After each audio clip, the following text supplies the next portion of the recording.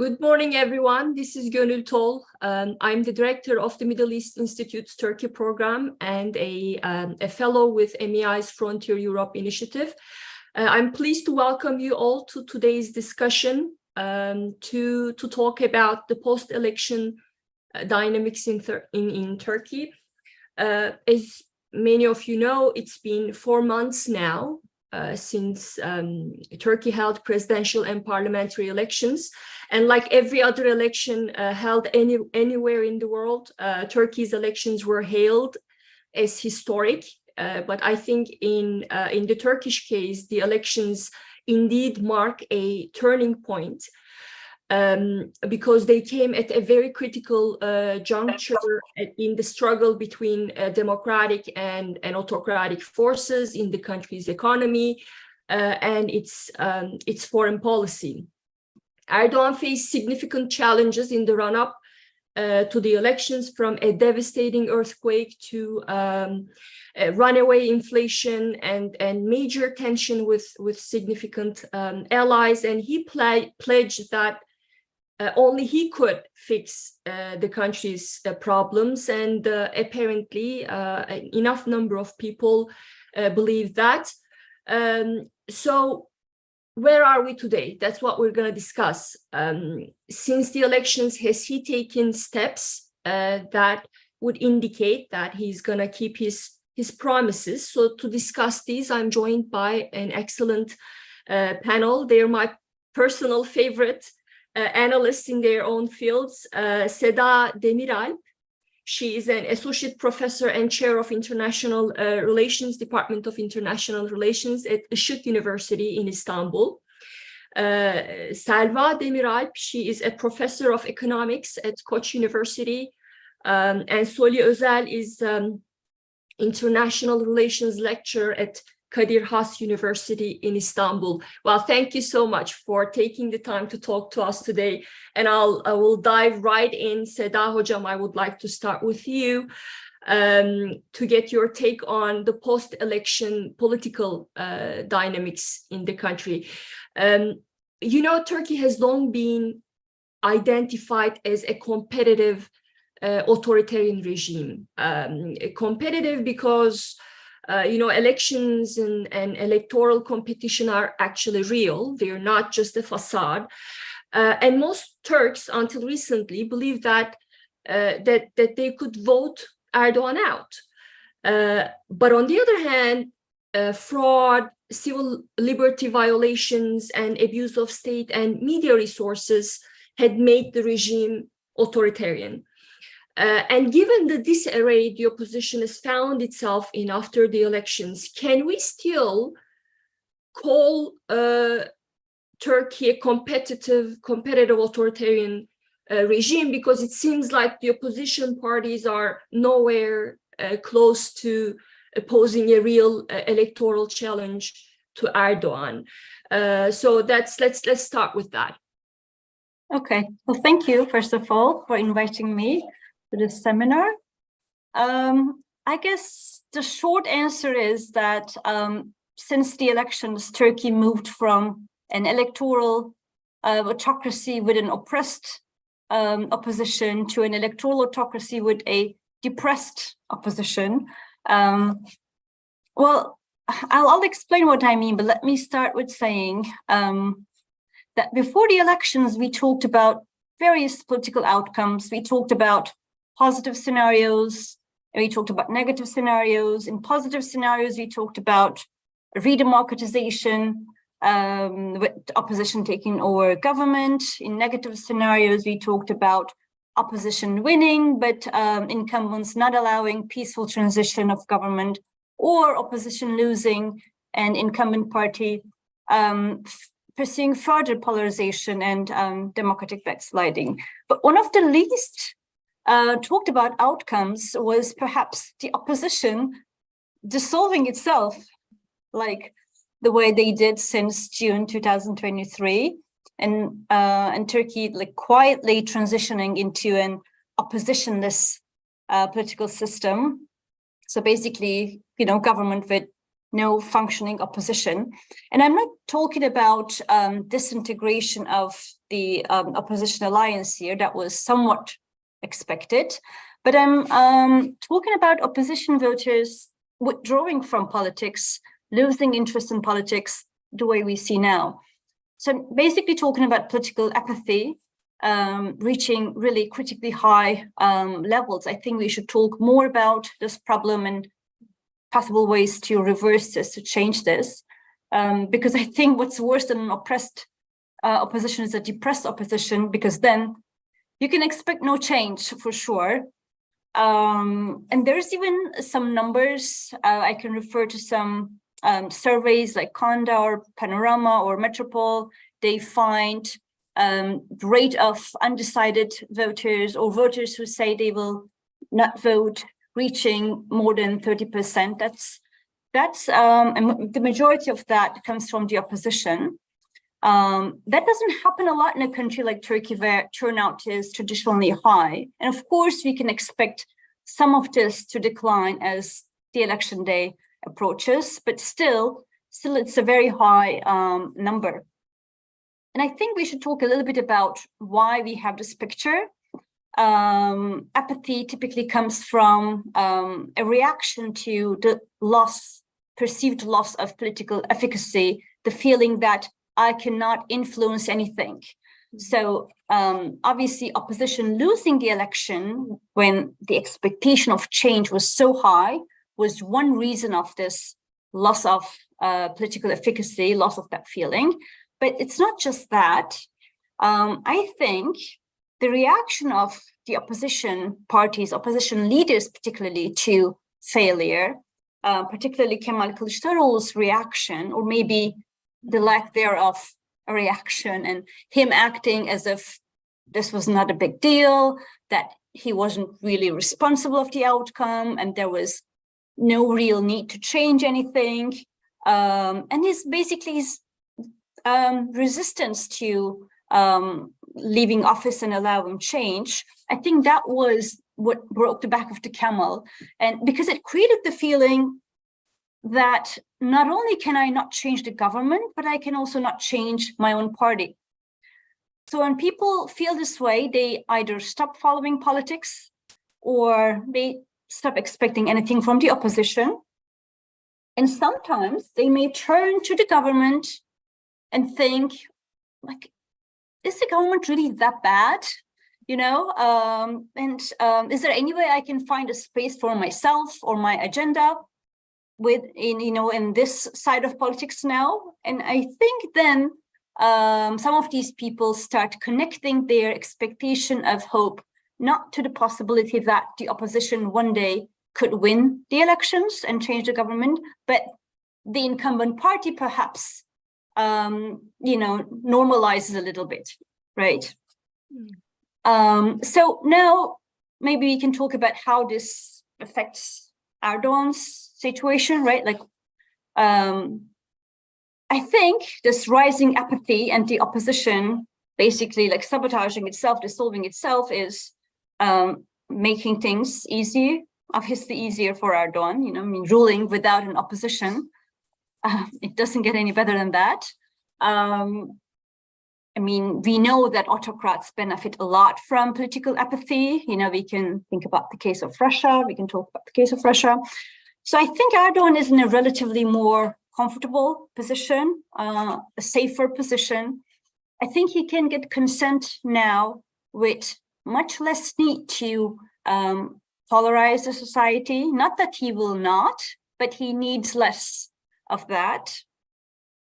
And maybe we can even say that he's now so confident that he's willing to follow some policies that he would perhaps consider more risky before, such as return to economic orthodoxy or economic normalization, as limited as it is. Of course, we could also say that he had to, he ran out of other options, and this is why we see this normalization, and that probably is part of the story. But I think another part of the story is that he is feeling more comfortable and secure now after the elections. But I should also add that we have a relational situation here. So not only are Erdogan's normalization policies partly a consequence of a more quiet opposition, but I think his normalization policies are making the opposition even more redundant in the eyes of some voters. Normalization of the economy, some level of normalization in foreign policy, or maybe interior affairs, right? Like this recent effort to fight crime.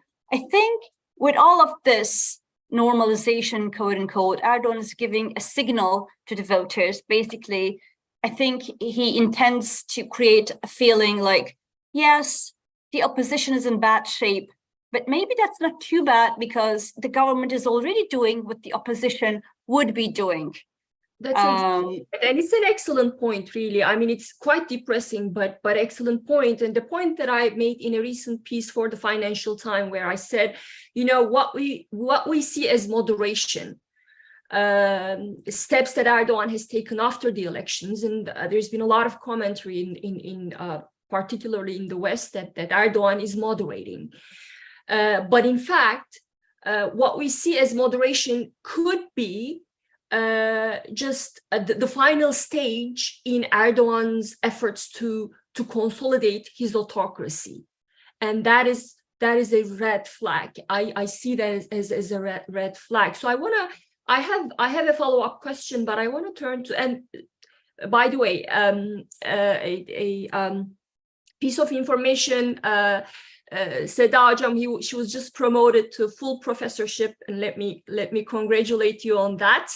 And those who are following us, please type your questions in the Q&A function instead of raising your hands, and I'll try to factor them in as much as possible. So let me turn to you, Selva Hocam. It's from what Seda Demiralp just mentioned. It seems to me that the only thing standing in the way of Erdogan's consolidating his autocracy, it seems to be the economy, right? Given the disarray among opposition ranks, the economy and economic problems seem to be the only opposition left. So if he solves the country's economic problems, again, in the absence of a robust political opposition, he might be around quite a while. So I want to ask you about that. Erdogan appointed a new team, a new economy team with market-friendly Mehmet Şimşek at the helm, and just Turkish Central Bank hiked interest rate to 30%, and these are all seen as very positive steps. So my question to you is, how is Erdogan doing on the economy front? Okay, yeah, thank you. Let me pick up from where Seda left. She raised an interesting question, which is the government that bad? And we can ask that question from the economic perspective. And I would say not necessarily, because even if the opposition took over, the policies that would be adopted would be similar. Now, with the polarized environment that we are in, people tend to criticize whatever the government does. And I see this in the opposition right now as well. For example, when the central bank hikes interest rates, it used to be the newspapers close to the government that would criticize before the elections. And now the opposition is criticizing by saying that the interest rates are going up. What are the people are going to do? Now, it's one thing to criticize, but you should not criticize just for the sake of criticizing. You should actually have some information about what is the right policy. So I did criticize the policies before the elections, where Turkey did this crazy experiment of cutting interest rates, hoping that it would stabilize the prices, hoping that it would stabilize the current account problems, hoping that it would eliminate dollarization. It wouldn't happen, because if you already have a 20% inflation, which is what we had in September 2021, and if you start cutting interest rates, it's just going to make things worse. And it did. Why? Because the policy that the rest of the world adopted, the prescription, the medicine, was to hike interest rates to fight inflation. Right now, the government just dumped the old policies and started hiking. So in that sense, I appreciate the return to normalization. My main concern, however, is what changed? Is this really the U-turn that we have been looking for? Or is this more of a detour that after a couple of months, we are going to go back to the unorthodox policies? Because our president expresses quite frequently that he didn't change his view about the relationship between interest rates and inflation, which was the foundations, the building blocks of the policies implemented after September 2021, which is if you cut interest rates, inflation rate is going to go down. Now, in the past, we had seen central bankers who challenged that idea, such as Naci Ağbal, but he was sacked, and Şahap Kavcıoğlu was his replacement, who followed the unorthodox approach of cutting rates to lower inflation rate, which didn't work. Now, I do also understand that this is not some crazy idea in the sense that in the monetary literature, yes, we do know that interest rate is the cost of borrowing. And when you hike interest rates, the costs go up. Therefore, you see prices going up. So that positive relationship is not something that has been never thought of as in the literature. Like the economists already know that relationship. However, the ceteris paribus relationship that when you hike interest rates, you don't just change the cost of borrowing. At the same time, you are going to change demand conditions. Or when you cut interest rates, you won't just make the cost of borrowing lower, but you're going to stimulate demand. And in the long run, the demand is going to dominate, which is going to shape inflation. So cutting interest rates increase inflation. Now, Turkey right now adopted that orthodox approach. However, there was no accounting of the past. We never said, okay, in the past, we followed this opposite approach of what we are doing now, and it had detrimental effects on the economy. Inflation rate jumped up to 85%. Right now, it's around 60%. Current account deficit got worse. So we are never going to return. We learned from our mistakes, and we are never going to return to the old policies. That type of an accounting was never actually on the table. Therefore, the main question mark I have is about the persistence of the existing policies. Yes, at the moment, the right policies are implemented. There is tight monetary policy and tight fiscal policy, which is what you need. There is no magic wand to eliminate inflation without any cost. So it seems like we are going in the right direction, but every once in a while, we also see these comments here and there saying, for example, today, central bank governor Gaye Erkan gave a speech and says, we don't necessarily sacrifice growth in order to lower inflation. Now, yes, at the extreme scenario, when you have a very credible central bank and significant inflows of capital, like we had after 2001, we did achieve disinflation, and we did not let go of growth. But that's a quite exceptional scenario rather than the rule. And the signal that the central banker should rather give is, we are going to tighten even if there is recession at the end of this road, because that will show your determination. That will show that you are immune to political pressures, because the main conflict between the central bank and the government is that in order to lower inflation, the central bank has to slow down the economy by tightening. And the government never likes the slowdown part. But if you have an independent central bank, you can resist political pressures and you can say, look, I had to do this even if there is a slowdown in the economy. Now, by saying this, if the people believe that you are independent now and you're going to do whatever it takes, like Mario Draghi once said, then there might be significant foreign capital inflows, and then you may not have to let go of the growth objectives. But if you let the people know upfront that growth is your main priority, and if there's any pressure coming from the government, you may actually slow down your hiking cycle, then people are not going to establish that confident relationship with the central bank. And if anything, I think it's going to backfire. And so the thing I want to say is there's an irony. If you say that you will actually accept the likely outcome of a recession, you could let go of the recession, just like the Fed did right now. The soft landing is the main scenario right now, because remember, Jerome Powell would say, look, we are going to tighten. Even if there is recession, we are going to tighten because inflation is our priority. And in the end, with the confident relationship that he built with the investors, the United States was able to achieve a soft landing.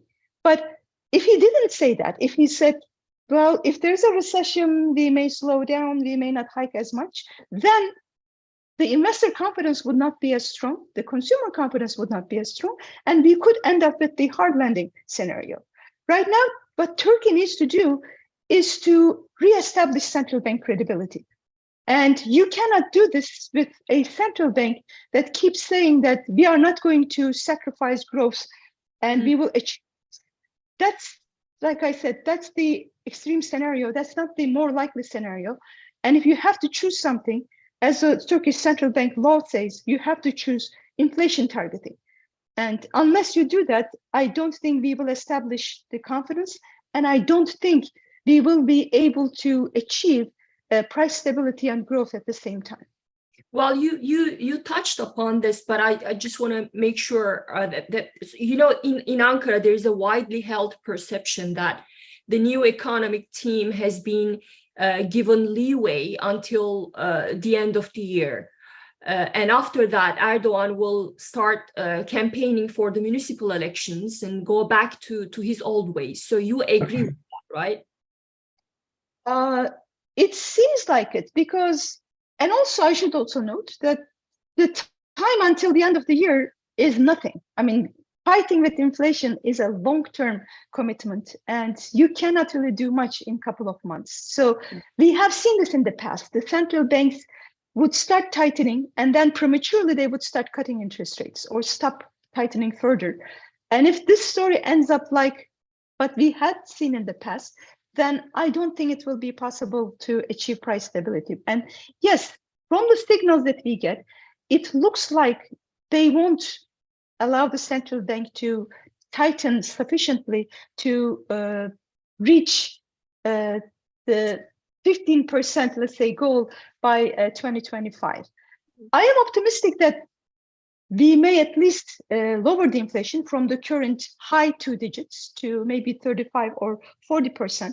That's still progress, because, I mean, if you ask me what the Turkish economy would look like, let's say 4 months after the elections, before the general elections, I would imagine that we would be in a very bad place, because the government kept signaling that they would not change the unorthodox policies. At least there's a return now to orthodox policies. So I am happy with the prescription. I'm not happy with the dose of the prescription. So yes, there will be some decline in inflation most likely, but I am not sure we will see the 20% anytime soon. Well, may I also add something later before we finish the economy part? Yeah, sure. Go ahead, please. Yeah, I couldn't help but adding that the opposition leaders' description of the economic problems is highly problematic too. I think, I mean, Selva mentioned an irony. I think there's an irony here too. The discourse about like return, even pro-change opposition actors, I think, fall short in describing the real problem there. I mean, the discourse about returning to the left, or you know, that the AK Party must stop with its neoliberal policies. I mean, just because there is some return to orthodoxy doesn't make AK Party policies neoliberal policies. I mean, I think AK Party policies can hardly be described as neoliberal, maybe pro-business, but not really neoliberal. I think we have much more like a corporatist political system where the government is intervening in way too many areas, right? This isn't neoliberalism. I mean, it's a different kind of problem. Government decides who will win and who will lose. Government today decides to support textile exporters. Okay, so they will win. My taxes will go to textile exporters. Next month, it will be gold importers. Government decides only few can import gold. So whomever government picks as eligible importers, they will be this month's lucky winners. government decides about the price of airplane tickets, about how I can use my credit card. I mean, this is not neoliberalism. It's a different problem where there's constant creation of rent and distribution of rent. This is what we should criticize because it creates an army of group of people dependent on the state, not just inefficiency and lack of productivity, but like this dependency on the state. I think it's a big problem for democratization. So we should diagnose the problem the way it is. Otherwise, we cannot come up with solutions. Just wanted to add that too. Excellent point. And I think we, Turkey analysts here too, we should underline that point more often in our analysis. And Solih Hocam, I want to turn to you next to talk about foreign policy. We've heard all the depressing statements. So hope we can find some bright spots on the foreign policy. I guess the first foreign policy item on everyone's mind, especially in Washington, is whether Erdogan is going to approve Sweden's NATO membership this month. And please feel free to weigh in on that first if you'd like. But I have a general question, and that is, after every election, a debate, especially here in Washington, and I know in other Western capitals too, a debate erupts about Turkey's foreign policy axis. So is Turkey turning east? Is Turkey turning west? And I really find this debate out of touch with reality, because under Erdogan, foreign policy has always been just a tool to boost his domestic agenda. That's the point that I make in my book. So my question is, so that means he does whatever serves that agenda that at that specific moment, right? So what do you think? Has Erdogan's foreign policy ever had an axis that lasted longer than an election cycle? Yeah, I'll start with your NATO question. The president himself has committed himself to allowing NATO in Sweden to accede to NATO. It's the National Assembly that he's not very sure about, and he will submit the decision to the National Assembly. If you believe that the National Assembly has a will of its own, then you may question whether or not this thing is going to go through. Well, the National Assembly does not have a free will. So if Mr. Erdogan wants the accession of Sweden in October, after he submits it to the National Assembly, it will pass. My hunch is, and whatever the reason was for his rekindling of this debate at the UN General Assembly meetings, if that concern, whatever it was, is taken care of, I think the issue, the accession of Sweden is going to go through. Whether it was a guarantee about F-16s or an invitation to the White House, I really do not know. But my hunch is it's going to go through. Okay. As to your other question, I think you're being too unfair. At least the Middle East policy, which was, in my judgment, an absolute disaster, lasted more than two electoral cycles, indeed. And only when it's the catastrophic consequences of it could no longer be denied, that a reversal has actually taken place. Now, and moreover, when I look at Turkey's policy vis-a-vis Ukraine, which means Turkish policy in the Black Sea, notwithstanding all the shenanigans with Putin, there is a lot of consistency, not only in the AKP period, but from pre-AKP period, in that Turkey has two very significant goals or very important goals in the Black Sea. One, not to allow the Black Sea to turn into a Russian lake. In fact, before even Crimea, I think it was President Erdogan who actually was angry with NATO for allowing the Black Sea to become a Russian lake.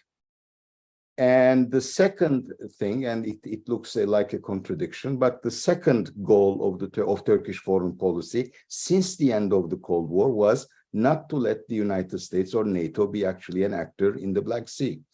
So if you look at it in terms of Turkish foreign policy goals, there is incredible continuity and consistency from 1990s onwards. Therefore, I would argue that is again, with the shows aside, I think Turkish foreign policy in the Black Sea, as I think reflected in its policy during this war in Ukraine, after the invasion of Ukraine, is pretty consistent. That others don't like it does not make it necessarily a bad policy. When the Germans complain about Turkey's access or whether or not it's still a Western country, what strikes me, what comes to my mind is the Germans who have built a second pipeline after Crimea was annexed. So I guess everybody ought to be more circumspect about whom they're criticizing and on what ground they're laying out their criticism. Now, I find this moment after the basically the dissolution of Nagorno-Karabakh an important moment to see what Turkey would do and whether or not its Western partners would actually appreciate the significance of what Turkey might do if it does it. And that is, the reason why the Armenia-Turkey border is closed was the occupation of Azerbaijan's own territory by Armenian forces. Those were liberated by Azerbaijan in 2020, and now Nagorno-Karabakh has actually fallen, and the president of Armenia doesn't seem to be extraordinarily unhappy about the fact that Nagorno-Karabakh is not going to be a political factor. I think what is incumbent on Turkey today, and for all I know, people in Ankara may actually be discussing this, would be to open the borders. Once you open the borders, I guess you help President Pashinyan of Armenia to actually move his country away from the grip of Russia. And I suppose this would be something that Turkey's NATO partners would actually welcome. In fact, one of the things that I was most surprised about is that France, which was supposed to be the country that cared most about Armenia, never really saw what happened in the Caucasus from this perspective. A second thing in the Caucasus that I think is going on, and in fact, if Turkish-Armenian relations normalize and the so-called Zanzibar corridor is opened, and therefore the middle road is now open between Turkey and Central Asia, the real issue is going to be between Azerbaijan, Turkey, and Iran. I think Iran is the country that was the most unhappy with what had happened lastly, and in the Caucasus, of course, and that also should be something for Turkey's allies to be more attentive about. Israel is a silent and sometimes not so silent partner. It was in 2020. It may very well be now. And obviously an Israeli presence, which is, and it's a worst kept secret perhaps, that Israel has very close relations with Azerbaijan. Everything that the Israelis were able to do in Iran, maybe they have done from Azerbaijan itself.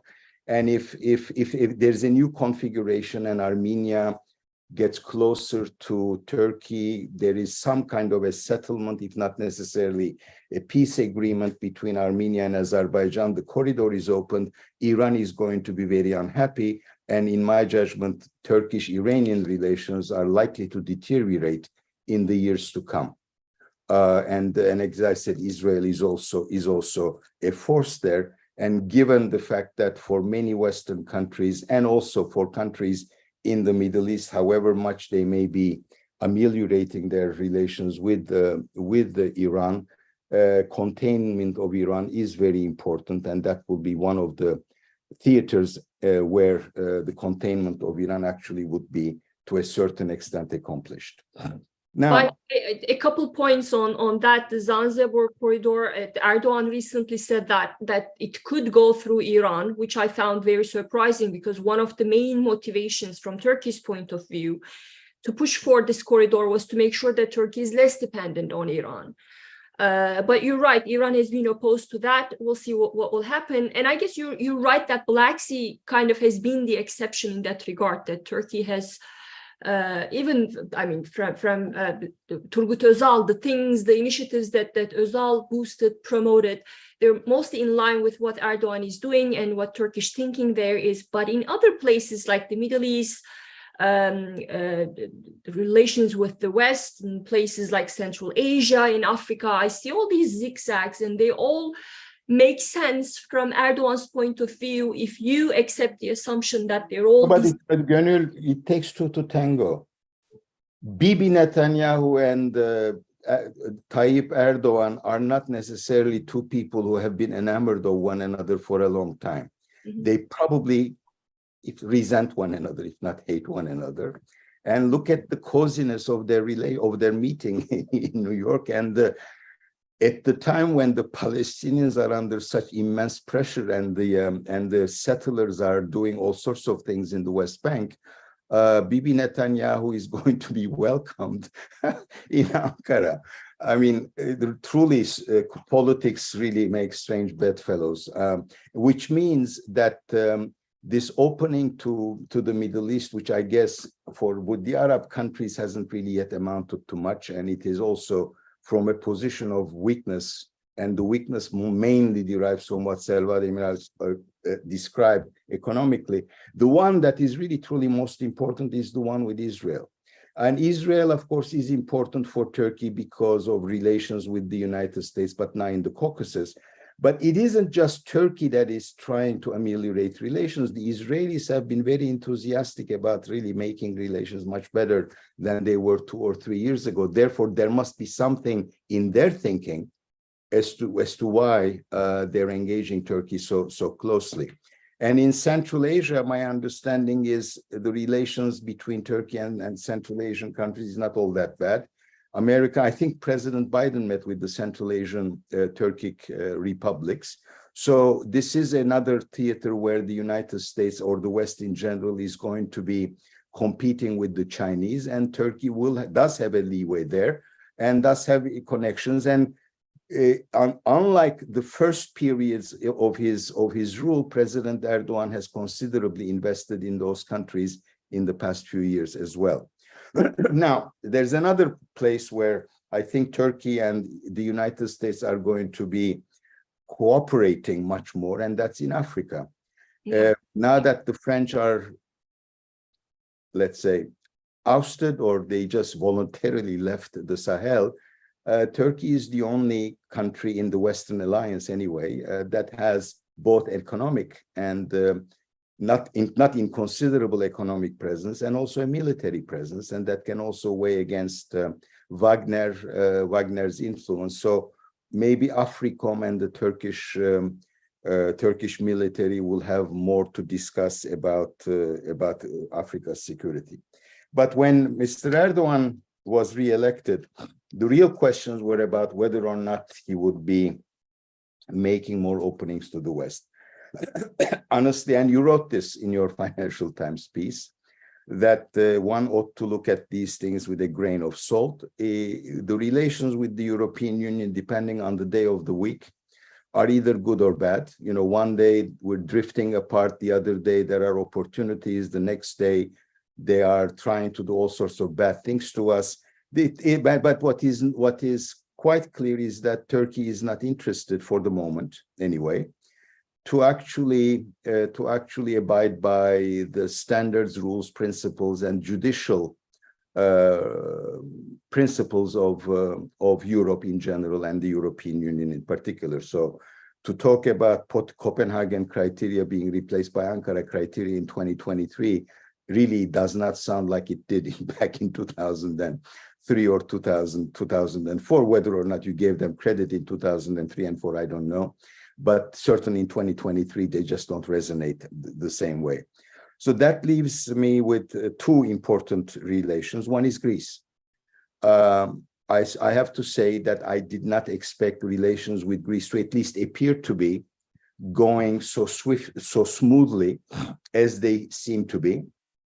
And from being a person that our president would not recognize, Mr. Mitsotakis has become now the person that he has met most frequently since he got re-elected, and I'm all happy for that. And I hope that they can actually reactivate negotiations over the Aegean. But of course, on Turkish-Greek relations, it's my conviction that the poison well is Cyprus, and in there, of course, Turkey sticks to the position of desiring the recognition of the Turkish state in the north of the island, which is not what the international system is willing to accept. On the other hand, the international system also has to come to terms with its own problems, particularly the European Union, in that they have accepted a divided island, which, by the way, which the Greek side broke its own promise back in 2004 before the referendum. So what about the United States? And I no longer hear much about S-400s. By the way, S-400s, I guess, proved not to be terribly effective as a defensive weapon system in the Ukraine war. And so we're down to the quid pro quo of F-16 versus Swedish accession. So if Swedish accession goes smoothly, and now that Mr. Menendez may be at the end of his political life, the F-16s go through, we may find ourselves on a different platform. My hunch is until 2024, like the rest of the world, nothing is really going to be settled in these relations either. And after 2024, whether Turkish-American relations can be put in a more institutional framework, whether or not the two sides can actually figure out exactly what unites them in terms of their common interests, or whether or not these are absent, that will tell us what kind of Turkish-American relation there will be. Excellent, and I'm 100% with you on the issue of Central Asia and Africa. Especially Africa is a place where the US, I think, would welcome what Turkey is doing there, and also in Central Asia. Unlike in the 1990s, Turkey is now not afraid of expanding its influence, especially after the Ukraine invasion, because Russia's influence there is waning, and Turkey and China are the two countries that are filling the gap. And I think that should be a welcome development from the US point of view. And on the F-16 question, yes, even if Senator Menendez is out of the question, I think there's just way too much resentment at Erdogan's efforts to use the NATO expansion card to extract concessions. And so I think Erdogan's F-16 headache is not gonna go away with Senator Menendez. And now going back to Seda Hocam, I have a question about the constitution. Erdogan says he wants to draft a new constitution, and people like me say to that, well, you have already amended the constitution so many times, and second, why don't you start with respecting the existing constitution first? So why does he want a new constitution? Is this legacy time for him? I assume some people make that argument. If it is, what does he have in mind? Yeah, he claims that a constitutional change is necessary because the constitution was inherited from 1980s, the 1980 military coup. But as you say, that constitution was already changed drastically, actually, in 2007. Our party leaders also say that some of the problems of the presidential system may benefit from some changes, so that there will be no disagreement left about the political system. But then they say there is no change, there won't be any change to the presidential system itself, but just surrounding procedures. What else may be in that constitution? Well, maybe giving headscarf a legal protection, which was actually brought up by Kılıçdaroğlu, but then embraced quickly by the AK Party. That could be in there, or legal protection over family, which probably means limitations to LGBT rights, perhaps some new regulations about divorce. Although this is not spelled out by AK Party leaders, some people say, as you mentioned, perhaps a constitutional change could include a new status for Erdogan, maybe some honorary presidency following his third term, something like what we saw in Kazakhstan, for instance, for Nazarbayev status. Why not a but- Putin status? What? I'm sorry? A change whereby he can get reelected. Yeah. There are no term limits. Also possible.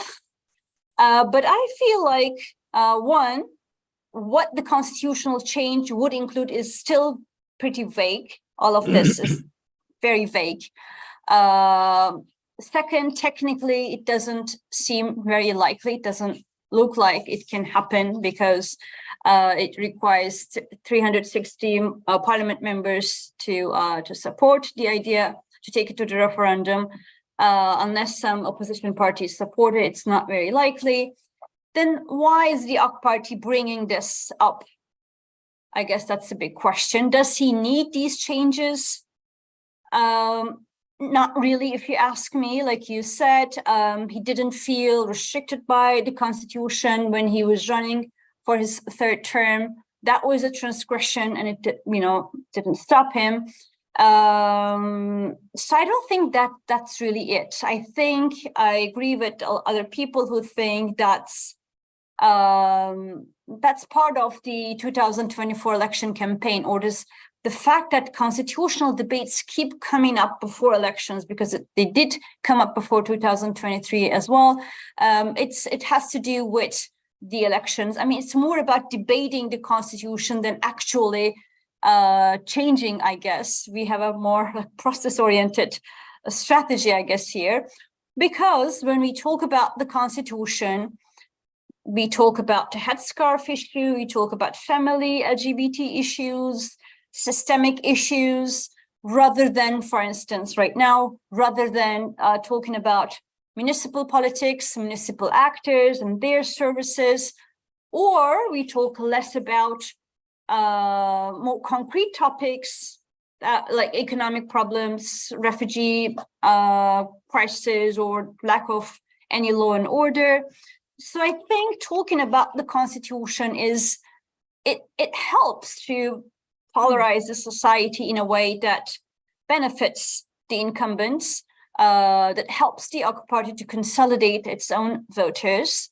Earlier, I mentioned about high rates of indecisive or undecided voters, high number of people who feel like they don't want to vote at all, or they don't know who they would vote for if there was elections tomorrow. Yes, the majority of this group is from the opposition, but AK Party voters are not entirely happy either. They're not happy with high inflation. They're not happy with high housing prices, with refugee issues, but they are there because they do not see a better option. So talking about these like identity-based issues or these more divisive issues, I think it reminds these undecided people where they really belong. So it may help them to find their ways back home to the AK Party. However, I think we should remember here that if that's the strategy, then AK Party is holding a double-edged sword. We talked about higher rates of apathy among opposition voters. I think these constitutional debates could quickly turn to ideological debates, which could re-motivate opposition voters as well from abstention to turnout, as it did in 2019. And if this incumbent effort to turn municipal elections to national elections by talking about these big topics And if it becomes, it turns to a negative campaign again, and if AK Party leaders start calling municipal actors as terrorists or traitors or LGBT supporters or anti-headscarf, or to the extent it doesn't make sense, or even to their own voters, I think that may lead some incumbent voters to abstention again, as it did in 2019. Let's remember 2019 for just very quickly. So before 2019, apathy, although not as high as today, was again high among Republican People's Party, CHP voters who were unhappy with CHP leadership. But with AK Party turning local elections to national elections, calling CHP candidates like İmamoğlu and Yavaş as supportive of terrorists, supportive of Sisi, those things made CHP voters angry. And even the ones who did not want to vote in the first place did end up voting, right? Like in Istanbul, for instance, when the first round of Istanbul elections were canceled, that created even more outrage, right? And even more CHP voters went to voting in the second round. Meanwhile, Binali Yıldırım's voters, opposite, like incumbent parties' voters, in the second round, some of them did not go to the ballot box, right? Because they too found AK Party's negative campaign redundant and unfair. So I think AK Party may expect to benefit from these constitutional debates by because it will help turning local elections to national elections, and it will help making people talk about more like abstract, divisive issues. But I think that policy may backfire. Soli Hocam, you seem to have a different view here. Let's say this is Erdogan's final years in power, right? I mean, his health is not in great condition, and he said it himself that he was not going to run again, although he had said that before. But let's just assume that this is the last chapter for him. So what do you think, what does he want his legacy to be? And linking back to the constitution debate, what does he have in mind? And we don't have that much time, so I'm just gonna tie this to a foreign policy question that you just received, and that is a question about Biden administration's announcement linking Asia to the Middle East and Europe. So what is your take on that? Why has Turkey been excluded? So if you could very briefly, please. I know. Excluded from what? Exclude that trade route that Biden. Okay.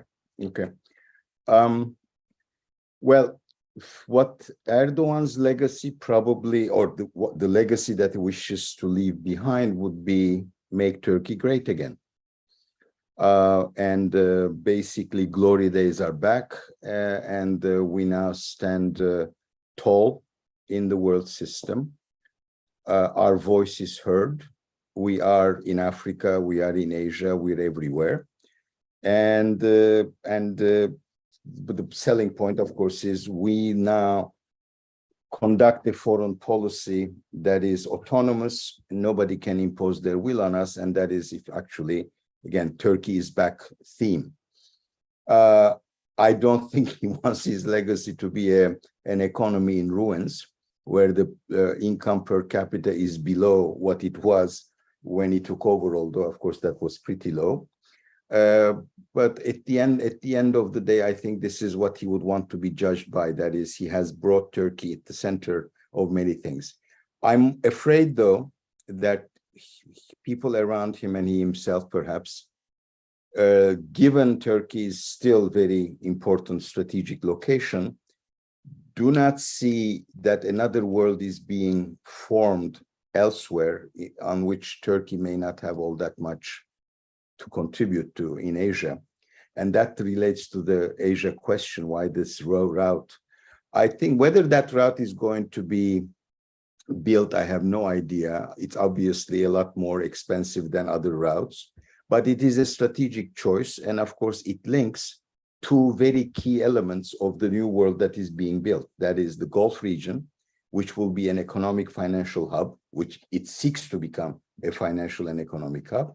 And of course, India, which is now the apple of everyone's eye and is even being treated as a democratic country under Modi, because that's the nature of international relations. In that way, the West is showing that it wishes to integrate in all senses India with its own system, although India, I think, will act much more autonomously than maybe the Americans or the Europeans expect. And why did it not go through Turkey? Because, again, of the things we've talked about before, Turkey is inconsistent. You cannot change your mind in over a flight of 3 hours between not accepting Swedish accession to accepting Swedish accession, or you cannot change your mind daily about your relation to the European Union. And in that sense, Turkey was left out of this. But if this corridor opens, Armenia is brought into the fold, and all those things, maybe those plans are going to be seconded by the central corridor, in which Turkey is going to play an important role. But Turkey's constitutional arrangements, Turkey's domestic politics, I think, have a bearing on whether or not it will be included in these new networks that are being built. Selva Hocam, do you want to weigh in on that question on the corridor? And a couple more questions. One is from Anne Phillips, is asking about Solih Hocam, I guess that's directed to Erdogan-Putin relations or Turkey-Russian relations, largely derivative of interest in regions such as South Caucasus and Central Asia. And Sinem Adar has a question. Please feel free, anyone can address this one. Could the debates about a new constitution be both tactical and strategic simultaneously? So please, we have a few minutes, and something that we haven't talked about, and that is the Kurdish question. So there's a question about that. So we would love to hear your takes on those things, please.